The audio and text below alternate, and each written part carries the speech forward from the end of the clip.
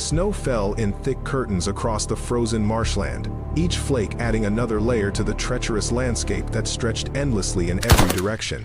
The ice beneath their boots cracked with every step, revealing glimpses of black water that promised a frozen death to anyone careless enough to break through. Sergeant Raina Hale pressed her gloved hand against the rough bark of a frost-covered pine, steadying herself as another gust of Arctic wind tore through the forest. Echo Squad had been moving through this godforsaken terrain for 6 hours, and the temperature had dropped another 10 degrees since they'd crossed the river at dawn. Raina's breath came out in white clouds that crystallized instantly on her scarf. Behind her, the rest of the 8-member unit trudged through knee-deep snow, their thermal signatures barely visible through the curtain of falling ice. "Command's out of their minds sending us through here," muttered Corporal Marcus Webb, the squad's communications specialist. His voice carried poorly through the wind, but Raina heard the exhaustion in it. "This weather's only getting worse." Lieutenant Owen Price, their squad leader, raised his fist, the signal to halt. The team froze instantly, weapons raised, eyes scanning the white void around them. Raina dropped to one knee, her custom rifle already at her shoulder, scope sweeping the tree line. Years of training had made the movement automatic, instinctive. "Something's wrong," Price said quietly into his radio. Too quiet. Raina knew what he meant. Even in winter, a marsh this size should have some sound wind through hollow reeds, ice shifting, distant birds. But this silence felt deliberate, manufactured, like the world itself was holding its breath. She had earned her place in Echo Squad 3 years ago, after a training exercise where she'd hit a moving target at 1,800 meters in a sandstorm. The instructors had called it impossible. Raina had simply called it Tuesday. But her reputation came with whispers she was too cold, too detached, too mechanical. They said she didn't feel fear, which made her dangerous to work with. What they didn't know was that Raina felt everything. She just refused to let it show. 2 years ago, she'd made a mistake. A rushed shot, a miscalculation in wind speed. Her spotter, Staff Sergeant David Chen, had been exposed when she fired too early. The enemy had triangulated their position from the muzzle flash. David had died pushing her out of the kill zone, taking 3 rounds meant for her. Since then, Raina had worked alone. No spotter, no partner, just her rifle, and the math of death at long distance. "Set up camp," Price ordered, gesturing to a cluster of pines that offered minimal shelter. "We move at 0400. Stay sharp." The squad dispersed with practiced efficiency. Raina chose a position on the perimeter, 40 meters from the main camp, where she could watch the approaches. She cleared snow from beneath a low-hanging evergreen branch, creating a small hollow that would hide her thermal signature while giving her clear sightlines. As darkness fell, she performed her evening ritual, checking every component of her rifle, running her fingers along the barrel, testing the scope's focus. The weapon was a custom build, chambered in 338 Lapua Magnum, capable of accuracy at ranges that most snipers considered theoretical. Around 2,200 hours, Raina noticed something, a flash of reflected light, too brief to be natural, about 800 meters northeast. She marked it mentally but didn't report it. Not yet. Could have been ice-catching moonlight. Could have been something else. An hour later, she heard it. A faint, metallic clink, like equipment brushing against metal. Then, another sound, almost imperceptible boots on frozen ground, but with a rhythm that didn't match any of her squad mates. Raina keyed her radio twice the silent alert signal. In the main camp, she saw Price's head turn toward her position. She pointed northeast, held up 8 fingers, then made a circling motion. 8 contacts, surrounding them. Price's response was immediate but calm. He began quietly waking the squad, getting them into defensive positions without creating obvious movement. But Raina knew it was already too late. The tracks in the snow around their position were days old, covered and recovered by fresh snowfall. Whoever was out there had been watching them for miles, waiting for the perfect moment. The perfect ambush point was coming at dawn. The attack came at 0547, in that gray moment before sunrise, when the world exists in shadow and the human eye struggles to distinguish shapes from darkness. Raina was already awake, had been for hours, watching the tree line through her thermal scope when the first drone appeared. It was small, nearly silent, hovering just above the marsh grass 300 meters out. A reconnaissance drone, civilian grade, but modified, which meant their attackers were well funded, well-trained, or both. She was reaching for her radio when the marsh exploded. Smoke grenades detonated from 3 sides simultaneously, creating an instant fog bank that turned their thermal optics useless. Through the haze, Reyna heard the distinctive crack of rifle fire, not the random spray of insurgents, but the disciplined volleys of professional soldiers. "Contact front," Webb shouted, his voice nearly drowned out by explosions. Reyna rolled left as rounds tore through the pine branches above her head, showering her with frozen needles and wood chips. She low-crawled toward a fallen log, her rifle held close to her body, mind automatically calculating angles and distances even as chaos erupted around her. Through gaps in the smoke, she caught glimpses of the assault, at least 20 attackers, moving in coordinated fire teams, using the terrain with expertise that spoke of extensive training. They wore no identifying patches, but their equipment was top-tier: night vision, body armor, suppressed weapons. Echo Squad was fighting back, but they were outnumbered and caught in a kill zone. Price was shouting orders, trying to organize a fighting retreat toward higher ground, but the smoke was too thick, the enemy too close. Reyna found a shooting position behind the log and acquired her first target, a squad leader directing his team with hand signals. She put the crosshairs on his center mass, exhaled slowly, squeezed the trigger. The rifle bucked against her shoulder. Through the scope, she saw the man drop. But for every enemy she eliminated, 3 more appeared. They were using doctrine she recognized: Russian Special Forces tactics, modified for asymmetric warfare. An explosion to her left shook the ground. A grenade had detonated near her position, close enough that the concussive wave slammed into her like a physical blow. Her ears rang, vision blurred. She tasted copper and realized she'd bitten her tongue. Through the disorientation, she heard Webb's voice on the radio. "They're everywhere, we can't." The transmission cut off. Reyna blinked away the blood, trickling into her left eye, and raised her scope again. What she saw made her stomach drop. The smoke was clearing, and Echo Squad's positions were being overrun. Not killed, captured. The attackers were using non-lethal tactics where possible, disabling rather than executing. They wanted prisoners. She watched helplessly as Price was forced to his knees, hands zip-tied behind his back. Webb was already unconscious, being dragged toward a collection point. The rest of the squad, Martinez, Cooper, Hayes, Sullivan, Park, were all being systematically subdued and secured. Reyna started to move, to help, to do something, when the marsh beneath her gave way. The ice she'd been lying on, weakened by her body heat, and the concussive force of the grenades, cracked with a sound like breaking glass. She plunged into black water so cold it stopped her breath, shocked every nerve ending, sent her body into immediate crisis. The water was only 4 feet deep, but the mud at the bottom sucked at her legs like quicksand. She struggled upward, gasping, her rifle somehow still clutched in numb fingers. The fallen log above her had shifted, creating a natural cave of branches and ice that hid her from view. Above, she heard voices speaking in accented English. Boots crunched on ice directly overhead. 8 prisoners secured. Moving to extraction point. Confirmed. Rally at grid Echo 7. Transport ETA 20 minutes. The voices faded. The footsteps receded. And then there was only the sound of wind through frozen reeds and Reyna's own labored breathing. She was the only one who hadn't been captured. She was also alone, soaked through, in sub-zero temperatures, with no backup and no way to call for help. Webb's communications equipment was now in enemy hands. Reyna pulled herself from the water, moving with mechanical precision despite the cold that was already sapping her strength. Hypothermia would kill her in less than an hour if she didn't get dry and warm, but there was no time for that luxury. She had watched her entire squad disappear into the morning mist, and she was the only one who could bring them back. Reyna's fingers were blue when she finally managed to strip off her soaked outer layer. She was shaking so violently that it took 3 attempts to unzip her pack and pull out the emergency thermal blanket. Hypothermia wasn't just cold, it was a predator stalking her with patient inevitability. She found a hollow beneath a massive pine, where the branches had created a natural shelter, thick enough to block the wind and snow. The ground was relatively dry, covered in a bed of brown needles that had been protected from moisture. She wrapped herself in the thermal blanket and forced herself to do controlled breathing exercises, bringing her core temperature back from the edge of dangerous. The marsh spread around her like a frozen wasteland, beautiful and lethal.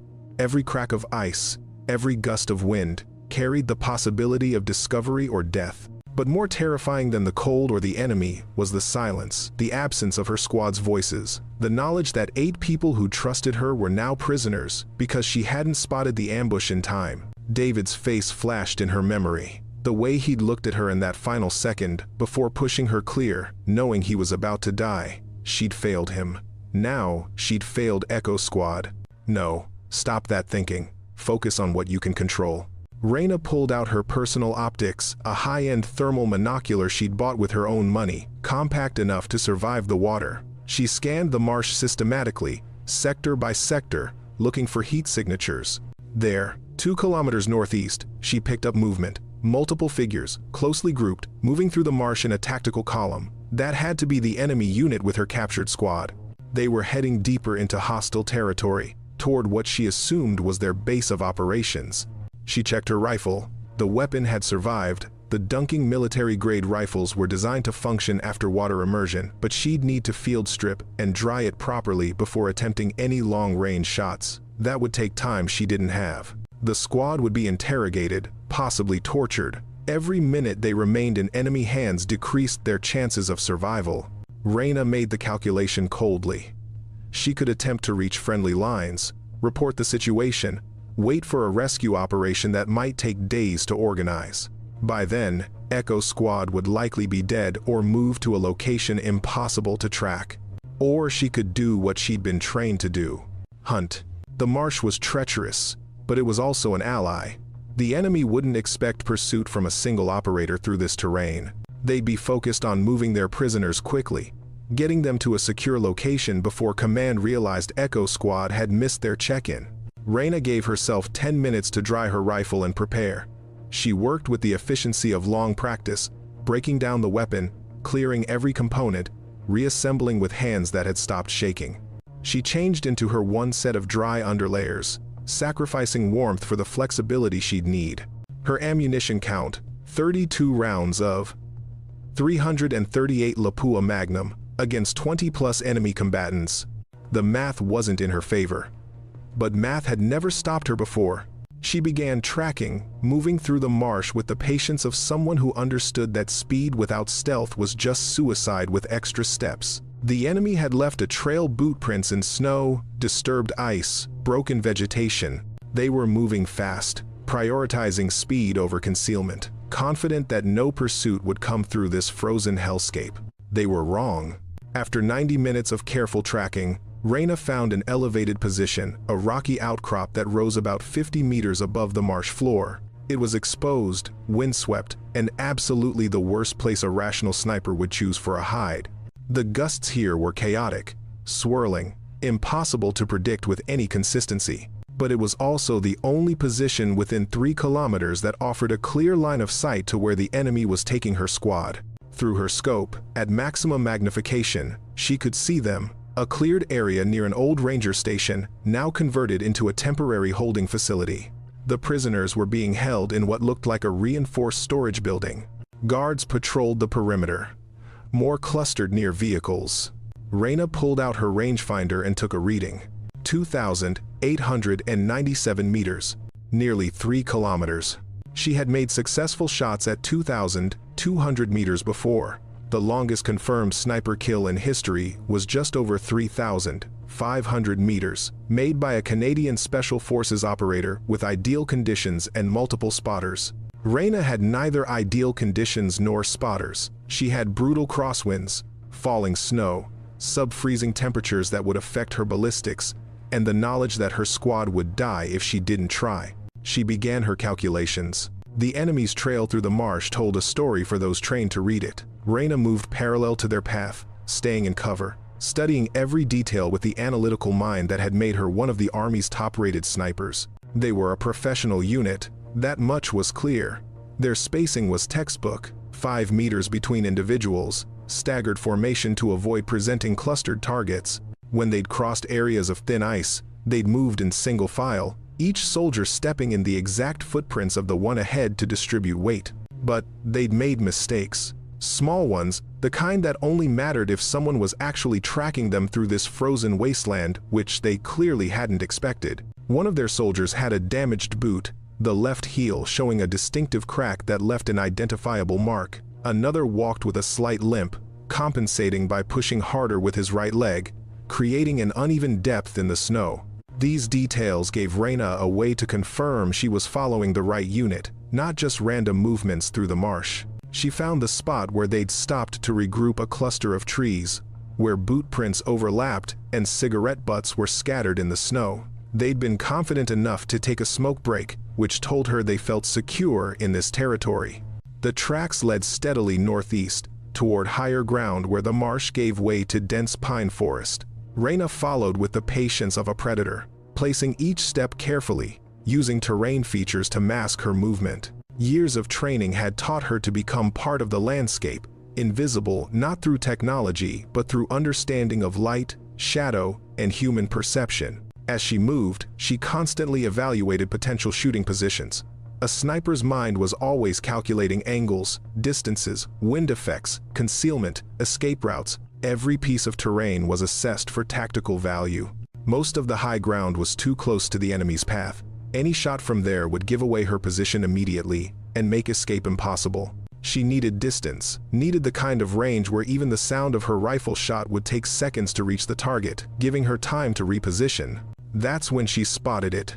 The rocky outcrop, jutting from the marsh like a broken tooth. It was exposed, visible for kilometers, completely indefensible if the enemy came looking for her. No experienced sniper would choose it, which was exactly why it might work. Reyna climbed carefully, testing each handhold, moving with the slow precision of someone who understood that a twisted ankle meant death in this environment. The wind grew stronger as she ascended, howling between the rocks with a sound like distant screaming. At the summit, she found a relatively flat shelf of stone, large enough to lie prone with her rifle. The position offered an unobstructed view of the entire valley below. Through her scope, she could see the old ranger station clearly. Every building, every vehicle, every guard position. She pulled out her rangefinder and took multiple readings, confirming what her instincts had already told her. 2,900 meters. Nearly 1.8 miles. At that distance, her bullet would take approximately 4 seconds to reach the target. The round would drop nearly 30 meters from the bore line. A crosswind of just 5 miles per hour would push the bullet over a meter off course. And the wind here wasn't 5 miles per hour, it was gusting between 15 and 30, changing direction randomly. Any military manual would classify this shot as impossible. But Reyna had learned long ago that impossible just meant no one's done it yet. She began her preparations. Reyna's hands were bare as she assembled her shooting position, despite the cold that made her fingers ache. She needed to feel everything, the texture of the rock, the vibration of wind, the exact pressure points where her rifle would rest. Gloves dulled sensation, and at 2,900 meters, even the smallest variable could mean the difference between a clean hit and a complete miss. She arranged stones carefully, creating a stable platform that would absorb recoil without shifting. The rifle needed to be perfectly level, perfectly supported. Any cant, even a fraction of a degree, would send the bullet wildly off target at this distance. Next came the most critical task, reading the wind. At normal combat ranges, wind was a manageable variable. But at 3 kilometers, wind became the primary factor determining success or failure. The problem was that wind wasn't consistent. It varied by altitude, by terrain, by the temperature gradients between ground and air. Reyna pulled out a small notebook, worn from years of use, and began recording observations. She watched snowflakes fall, noting how they drifted and swirled. She studied the movement of branches in the valley below, seeing how trees at different elevations swayed with different rhythms. Professional snipers used wind meters, weather stations, ballistic computers. Reyna had her eyes, her experience, and a technique she'd learned from an old Marine Corps instructor who'd served in Vietnam. She plucked several strands of her own hair and held them up, feeling how they moved in the wind. Hair was sensitive enough to detect even subtle air currents. She tied the strands to small stones and placed them at different positions around her shooting platform, creating a crude but effective wind detection system. Then she began to breathe. slow, controlled breaths that lowered her heart rate, bringing her body into the state she thought of as the calm. Her pulse dropped from its normal 60 beats per minute down to 50, then 45. The world seemed to slow, sounds becoming distant, vision narrowing to perfect clarity. This was the trance state that only the best snipers could achieve, a place where the body and mind worked together with mechanical precision, where training and instinct merged into something that looked like intuition but was actually the result of 10,000 hours of practice. Her heart rate settled at 44 beats per minute. Perfect. Through her scope, she studied the ranger station in detail. Guards changed position every 15 minutes, standard protocol. The prisoners were being held in the main building, visible through windows when guards opened the door. She counted heads. All 8 members of Echo Squad accounted for. But there was a problem. The shots she needed to make weren't just difficult, they required a sequence. She'd need to eliminate the immediate threat to her squad, which meant identifying who was in command, who had his finger on a trigger pointed at her people. At 2,900 meters, she couldn't see faces clearly, but she could see body language, posture, the way other soldiers deferred to certain individuals. There, a man in the center of the compound, pointing, giving orders. That was the commander. If she could take him out first, the chaos might give her squad a chance to act. But there was something else she needed to consider. David. The memory came unbidden, as it always did when she was preparing for a critical shot. David's voice in her ear, steady and calm, calling corrections. Wind left to right, estimate 8 clicks. Target moving, lead by 1 meter. She'd had a spotter then, someone to catch the variables she missed, to confirm her calculations, to share the immense responsibility of taking a human life at long distance. Now, she was alone. Reyna pulled out her ballistic data book and began calculating. Bullet drop at 2,900 meters with her specific ammunition load, 29.7 meters. Coriolis effect. The rotation of the Earth would actually deflect her bullet slightly, 8 centimeters to the right at this latitude. Temperature was -15 Celsius, which would slow the bullet's muzzle velocity by approximately 20 feet per second. She worked through the math with mechanical precision, double-checking every calculation. Then she made adjustments to her scope, dialing in elevation and windage based on her best estimates. The wind was the variable she couldn't fully predict. It would change between the moment she fired and the moment the bullet arrived. She'd need to make her best guess and trust her instincts. Through the scope, she saw movement at the ranger station. Guards were assembling the prisoners outside. This was wrong. Why move them? Unless they were about to transport them to a more secure location. Or execute them. Reyna's pulse spiked, threatening her calm. She breathed deeply, forcing the panic down. Getting emotional now would make the shot impossible. She had one chance. 4 seconds of bullet flight, 2,900 meters of uncertainty, and 8 lives depending on her making the most difficult shot of her career. She settled into position, cheek welded to the stock, eye aligned perfectly with the scope. Her finger rested lightly on the trigger, feeling the slight resistance of the mechanism. The world narrowed to a tunnel of perfect focus. And then, for exactly 4 seconds, the wind stopped. The silence was absolute. No wind, no falling snow, just crystalline stillness that stretched across the frozen marsh like a held breath. Reyna had learned to recognize these moments, brief gaps in the chaos where the atmosphere itself seemed to pause. She had 4 seconds, maybe 5 at most. Through her scope, magnified to maximum, the target was clear. The enemy commander standing in the center of the compound, gesturing toward the prisoners who were being lined up against a wall. The posture, the body language, Reyna had seen execution preparations before. Her crosshairs settled on center mass. At 2,900 meters, attempting a headshot would be pure gambling. The torso offered a larger margin for error. Though margin was relative when the target was smaller than a fingernail in her scope, she had already made every calculation possible. Now came the part that couldn't be calculated, the part that separated adequate snipers from legendary ones. Intuition. Reyna exhaled slowly, emptying her lungs until she reached that perfect moment between breaths where the body was absolutely still. Her heart beat exactly once more. She could feel it. A slow thud in her chest, and then she squeezed the trigger. The rifle roared, the recoil pushing back against her shoulder, the muzzle blast echoing off the rocks around her. Through the scope, she kept her eye on the target, watching, waiting. 1 second. The bullet was still climbing, arcing upward to clear the maximum ordinate of its trajectory. 2 seconds. The round was at its apex, beginning its descent, traveling at still over 1,200 feet per second. 3 seconds. The bullet was dropping fast now, fighting gravity and air resistance, the 338 Lapua Magnum round cutting through the cold air. 4 seconds. The commander dropped like a puppet with cut strings. For a moment, nobody in the compound reacted. They didn't understand what had happened. The sound of the rifle shot wouldn't reach them for another 3 seconds, and even then, it would be impossible to determine direction. The echoes off the marsh would scatter the sound in every direction. One guard looked down at the fallen commander, confused. Another guard turned, scanning the area, and then the sound arrived, a distant crack that seemed to come from everywhere and nowhere. Chaos erupted.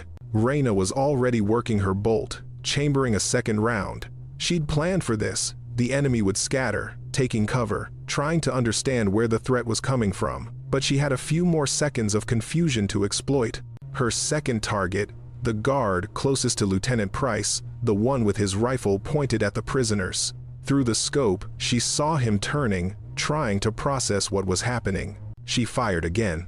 Another 4-second eternity. Another impossible calculation made in the space between heartbeats. The guard went down.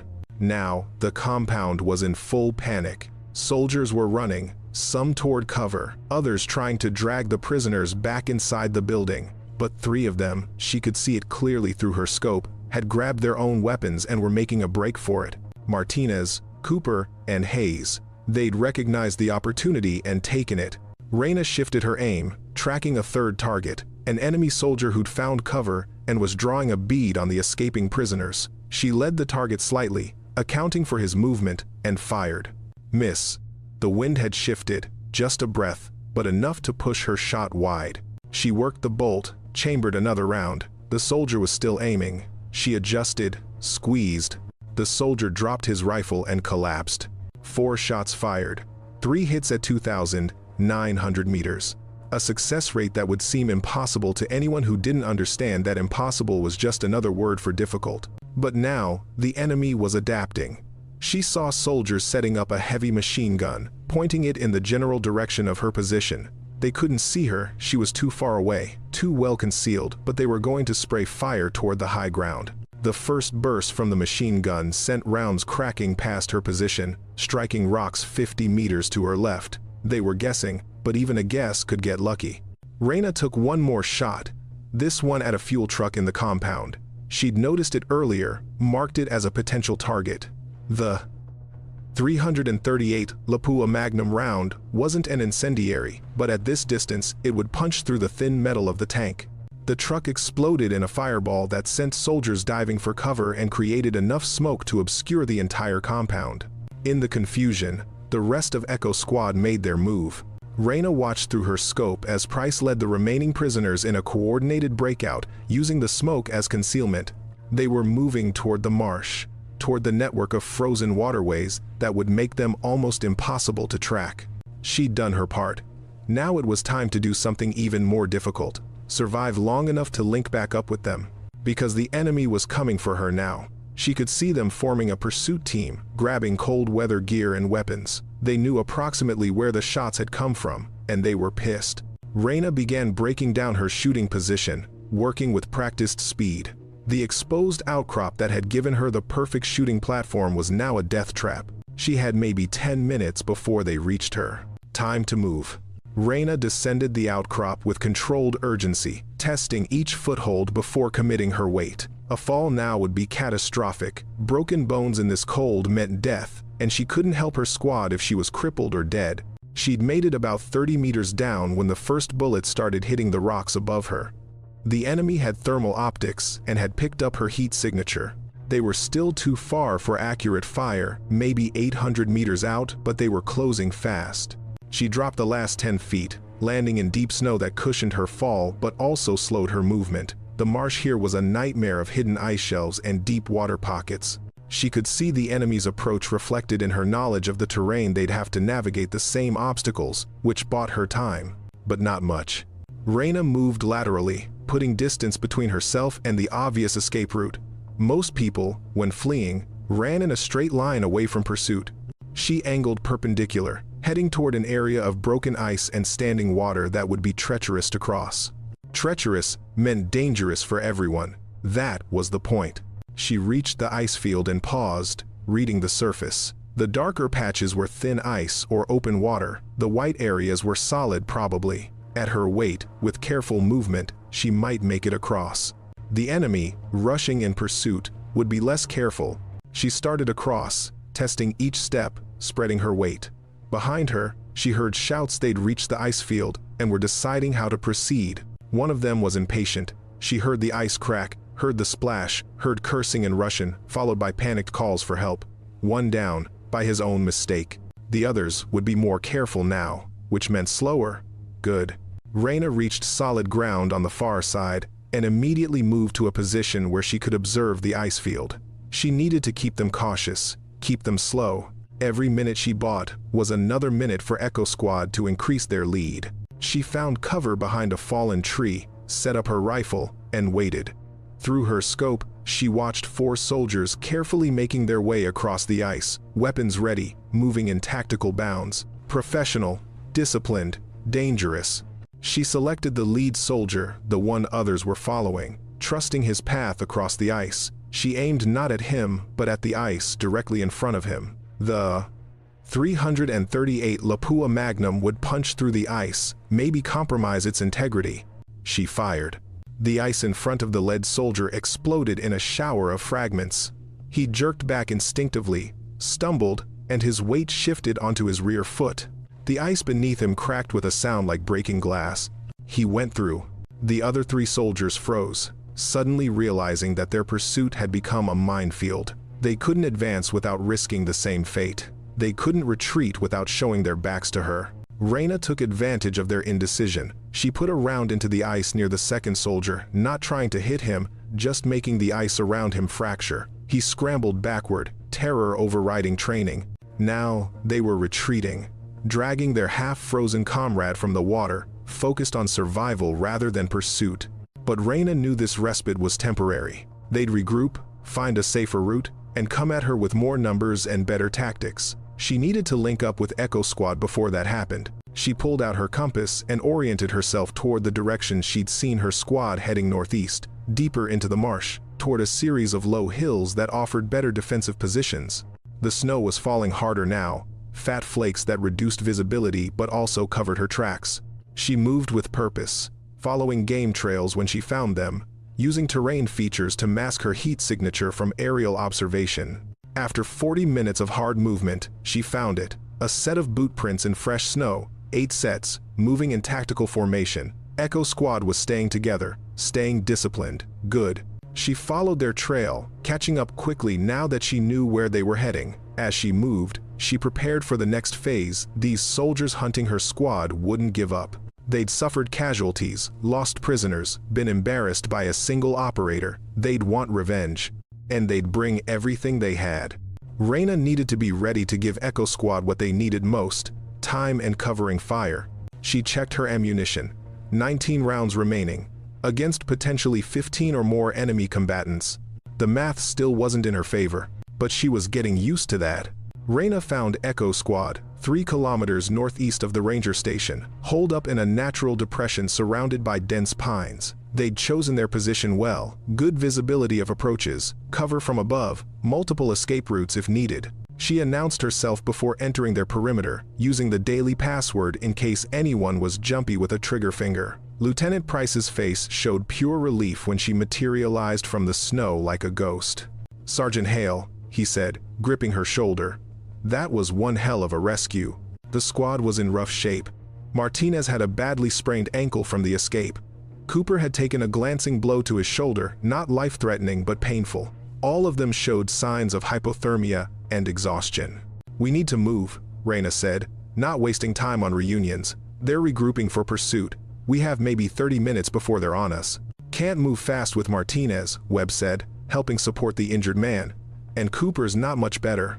"Then we make them pay for every meter they gain on us," Price decided. "Hale, you're our best asset right now. What do you need?" Time to set up defensive positions along our route, Reyna replied. If I can slow them down, pick off their scouts, we might make it to the extraction point. The extraction point was a clearing 6 kilometers north, where a helicopter could potentially land if they could call one in, and if the weather held. Both were uncertain propositions. They began moving, with Reyna ranging ahead as advanced scout. Every few hundred meters, she'd find a position where she could observe their back trail, wait to see if pursuit appeared, and engage if necessary. The enemy was cautious now, having learned the cost of underestimating their prey. But they were still coming. She could see them through her scope, moving in a extended line, using proper tactical spacing. She let them close to 600 meters, then took a shot at their point man. The soldier went down, and the entire line went to ground. They'd stay put for several minutes, trying to locate her position before resuming their advance. Reyna moved before they could triangulate where her shot came from. Another 500 meters up the trail, another position, another shot. This time she aimed for equipment. She hit a soldier's radio pack, destroying their communications gear without killing the man. Psychological warfare was as effective as body count. The pattern continued for 2 hours. Reyna would move ahead, find a hide, engage at long range, then displace before return fire could find her. Each engagement bought Echo Squad precious minutes, pushed them closer to salvation. But the marsh was fighting them too. The route to the extraction point crossed several areas of thin ice, places where the water never fully froze even in winter. They had to move in single file, testing each step, moving with agonizing slowness while their pursuers gained ground. At one point, young Private Hayes, barely 19 years old, broke through the ice up to his chest. The shock of the cold water made him gasp and panic, thrashing, which only made things worse. Reyna reached him first, dropping prone to distribute her weight, extending her rifle stock for him to grab. "Stop moving," she commanded, her voice cutting through his panic. "Look at me. Stop moving." He froze, wide eyes locked on hers. "Breathe slowly. Spread your arms on the ice. You're not sinking, the water's only 4 feet deep. Feel the bottom with your feet." She saw him process this, saw the panic ease slightly as his feet found solid ground beneath the water. "Now push with your legs and pull yourself toward me. Slow, controlled. You're going to be fine." It took 2 minutes of careful effort, but they got him out. He was soaked, shaking, but alive. They wrapped him in an emergency blanket and kept moving. Stopping meant death for all of them. Finally, as twilight approached, they reached a defensive position that Price declared good enough. It was a small hill crowned with boulders, offering 360-degree visibility and multiple layers of cover. If they had to make a stand, this was as good as it would get. "Call for extraction," Price ordered Webb, who'd recovered a backup radio from his gear. Webb tried every frequency, every emergency channel. Nothing but static. "Storm's interfering," he reported. "Or they're jamming us. Either way, we're not getting air support tonight." Price absorbed this news with visible frustration. "Then we dig in and survive till morning. Set watch rotation. Hale, I want you on overwatch with full autonomy. If you see a threat, engage at your discretion." As darkness fell and temperature plummeted to -20°C, Reyna found her position among the boulders and settled in for what would be the longest night of her life. Because the enemy was still out there. And they weren't giving up. They came at 0200, in the coldest, darkest hours when human vigilance was at its lowest ebb. Reyna spotted them, first thermal signatures moving through the trees, at least 12 contacts, advancing in a coordinated assault formation. "Contact," she said quietly into her radio. "Multiple hostiles, 300 meters, moving to assault positions." Echo Squad came alert instantly, years of training overriding exhaustion. Price had arranged them in a defensive circle, each person responsible for a sector, overlapping fields of fire. It was textbook defensive doctrine, but with only 8 soldiers against a dozen or more attackers, the math was still ugly. Reyna had spent the last hour setting surprises along the likely approach routes. Nothing fancy, just some tripwires connected to tin cans filled with rocks, some pressure triggers made from sticks and cord. The goal wasn't to kill but to alert and slow. The first makeshift alarm went off at 280 meters, a soft clatter of rocks that signaled the enemy's advance. Reyna tracked the sound's origin through her scope, found the heat signature, took a breath, fired. One down. The enemy immediately went prone, But they didn't retreat. These were professionals who'd been humiliated once today and weren't going to let it happen again. They began a methodical advance under covering fire, using proper infantry tactics.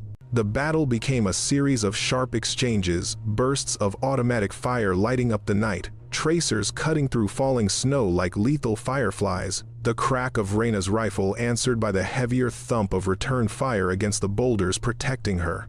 She worked her rifle with mechanical precision, picking targets carefully, making every shot count. At these ranges, 200 to 400 meters, she was lethal, and the enemy knew it. They started focusing suppressive fire on her position, trying to keep her head down while other elements maneuvered. But Reyna had learned long ago how to work through incoming fire. You never completely ignored it, that was how you died, but you trained yourself to assess which rounds were actually dangerous and which were just noise. Most suppressive fire was just that, noise. She took 3 more targets in quick succession, and the enemy assault stalled. They'd expected to overrun a position held by exhausted, demoralized prisoners. Instead, they'd run into a prepared defense anchored by a sniper who seemed to see in the dark and never missed. Their commander, whoever had taken over after Reyna killed the first one, made a tactical decision. She saw it happening through her scope, soldiers pulling back, regrouping, changing tactics. They were bringing up a marksman of their own. The first shot from the enemy sniper came so close that Reyna heard the supersonic crack of the bullet passing inches from her head. Professional-grade shooting, someone who knew their business. She immediately rolled left, changing position, putting a boulder between herself and the likely direction of fire. A second shot hit exactly where she'd been, spraying rock chips. This was different now. This was sniper versus sniper, the oldest and most personal form of combat. Reyna forced herself to slow down, to think. The enemy marksman had to be using thermal optics, same as her. He'd seen her muzzle flash, tracked her movement. He was probably expecting her to pop up in a different position for a countershot, so she didn't. Instead, she waited, patient, letting minutes tick by, letting him wonder if he'd hit her or if she was maneuvering for a flank shot. Behind her, Echo Squad maintained suppressive fire, keeping the enemy infantry from advancing, but ammunition was finite, and the enemy seemed willing to trade rounds indefinitely. After 5 minutes, Reyna saw what she'd been waiting for. A brief thermal bloom, about 400 meters out, elevated position. The enemy sniper shifting his weight, adjusting his scope. She put her crosshairs on the heat signature and waited. He'd move again, they always did when they thought they'd been spotted. There. A subtle shift. Reyna fired. Through her scope, she saw the thermal signature collapse. The enemy sniper was down. The effect on the enemy assault was immediate and devastating. Without their precision shooter, they'd lost a critical asset. Their fire became less coordinated, their movements more hesitant. Price seized the moment. Suppressive fire, all sectors, drive them back. Echo Squad opened up with everything they had, a concentrated wall of fire that any rational enemy would retreat from. And these enemies were rational, they'd taken heavy casualties for zero gain. They began pulling back, dragging wounded, disappearing into the pre-dawn darkness. But Reyna knew this wasn't victory. It was just a reprieve. Come daylight, the enemy would either assault with overwhelming force or simply call in artillery or air support.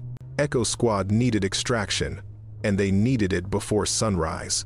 As if reading her thoughts, Webb suddenly called out, "I've got signal. Patchy, but I've got signal." "Request immediate extraction," Price shouted. "Emergency priority." They waited in tense silence while Webb worked the radio, praying the signal would hold long enough to get their message through. "They copy," Webb finally announced. "Helicopters inbound, ETA 45 minutes. Weather's breaking enough for them to fly." 45 minutes. They had to hold for 45 more minutes. The enemy would know that sound traveled far in cold air. They'd hear the helicopters coming. They'd make one last push to prevent the extraction. "Everyone check ammunition," Price ordered. "This is about to get real." Reyna had 6 rounds left in her magazine. 6 bullets between Echo Squad and whatever final assault the enemy was planning. She'd made impossible shots before. She just hoped she had a few more impossible left in her. The helicopters came in low and fast, skimming just above the tree line, their rotors creating a downwash that threw up clouds of snow and frozen debris. 2 Black Hawks, armed and angry, their door guns already tracking for threats. The enemy made their final play exactly as Reyna had predicted. They emerged from the tree line in a desperate assault, knowing this was their last chance to prevent the extraction. But now they were silhouetted against the morning sky, and Echo Squad was fighting with the desperate energy of people who could see salvation arriving. Reyna took her last 6 shots carefully, methodically, dropping 6 targets in a perfect rhythm that her instructors would have applauded. Then her rifle clicked empty, and she transitioned to her pistol, providing covering fire while the helicopters touched down. "Move! Move! Move!" Price was shouting, coordinating the evacuation even as rounds kicked up snow around the landing zone. The door gunners opened up, their heavy machine guns laying down suppressive fire that finally broke the enemy assault. Soldiers scrambled aboard the helicopters, Martinez and Cooper lifted bodily by their squad mates, Hayes still wrapped in his emergency blanket, everyone moving with the frantic energy of those who'd accepted they were going to die and then been given an unexpected reprieve. "Hail! Move!" Price was the last one standing outside the helicopter, refusing to board until his entire squad was accounted for. Reyna ran, her legs burning with exhaustion, her lungs aching from the cold air. She dove through the helicopter door just as the pilot pulled pitch, lifting them away from the kill zone. Below, the marsh receded, that frozen wasteland that had nearly become her grave now just a white expanse, marked with the dark scars of combat. She could see the enemy soldiers regrouping, staring up at the departing helicopters, knowing they'd lost. Inside the Black Hawk, Echo Squad was checking each other over, confirming everyone had made it, dealing with the shock and relief of survival. Someone handed Reyna a bottle of water, someone else draped a blanket over her shoulders. Price sat down next to her, had to lean close to be heard over the rotor noise. "That shot from 3 kilometers out, I didn't think it was possible." "It wasn't," Reyna replied honestly. "Statistically speaking, I should have missed. Wind was wrong, conditions were wrong, everything was wrong. But you made it anyway." 3 times. 3 hits at 2,900 meters. Price shook his head in amazement. "They're going to want a full debrief. The ballistics people are going to lose their minds. That might be one of the longest confirmed sniper kills ever recorded." Reyna didn't respond. She was looking out the open door at the marsh below, thinking about David, thinking about all the shots she'd missed, all the mistakes she'd made, and thinking about the 8 people in this helicopter who were alive because she'd made 3 shots that everyone would have said were impossible. Webb leaned over, grinning despite his exhaustion. "They're already calling it in on the command net. Silent Frost. That's what they're calling you, the Silent Frost Sniper." "That's stupid," Reyna said, but without heat. "That's military nicknames," Webb replied. "Be glad it's not something worse." As the helicopter carried them toward safety, toward hot showers and warm food and medical care, Reyna felt something shift inside her. The weight she'd carried since David's death, the guilt, the self-imposed isolation, the belief that she was too dangerous to work with others began to ease. She hadn't saved David, but she'd saved Echo Squad. Sometimes, redemption didn't come from making up for past failures. Sometimes, it came from simply being there when it mattered, being ready when the impossible became necessary. The sun broke through the clouds ahead, painting the snow-covered landscape in shades of gold and pink, beautiful and lethal, like everything in this frozen wasteland. Price touched her shoulder, gestured to the squad. "You know what you did back there? You gave us something no one else could. Hope. When we were tied up in that compound, when we thought we were dead, you gave us hope that we'd survive." Reyna looked at the faces around her. Martinez, Cooper, Hayes, Sullivan, Park, Webb, Price. 8 people who'd trusted her. 8 people who'd survived, because she'd refused to accept that impossible meant impossible. "Just doing my job, sir," she said quietly. "No," Price replied. "You did something better than your job. You did the impossible."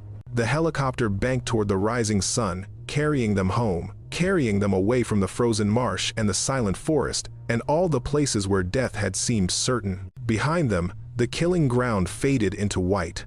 Ahead, the future waited. And somewhere in between, Reyna Hale, the soldier they'd once called too cold to fight, had become the Silent Frost Sniper, the woman who'd made the impossible shot when it mattered most. The one who'd been alone in the frozen dark. The one who'd refused to let her squad die. The one who'd hit a target at 2,900 meters in a winter storm and saved 8 lives with 3 bullets and 4 seconds of stillness. In the marsh below, the snow would cover the battlefield, erasing the evidence of combat, burying the blood and the shell casings and the frozen boot prints. But the story would remain. And that story would spread through every military base, every training facility,